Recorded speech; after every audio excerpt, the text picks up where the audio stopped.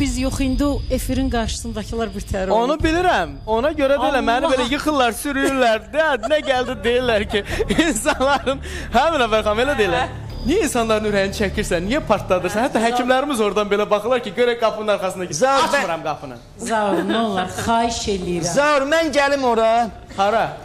Telinin yanı, birdən yıxılsa tutum saxlayayım da. Hacı, sən Allah bağışlayır, salavat dikinim, bəs zarafat da eləyirəm. Axı sən özün də hacısan. Şamil bəy, biz bura zərafata gəlmişik ya, biz burada xüsusi fikri deməyə. Mən başa düşmürəm, biz bura zərafata gəlmişsə, mən durum tərk edim, yenə deyirəm.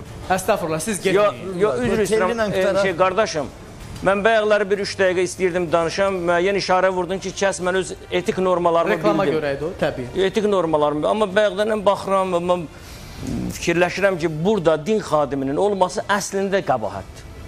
Açıq sizə deyirəm. Qəbahətdir.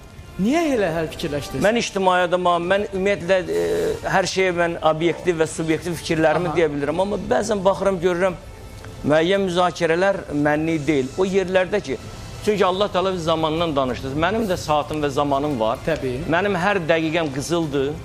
Hər dəqiqədə məni gözləyən insanlar var. Amma mən baxıram, həqiqətən görürəm ki, bu ona bir dənə söz, o buna bir dənə söz və indi hacı da deyir ki, hacı bağışda, mən nə bilim filan.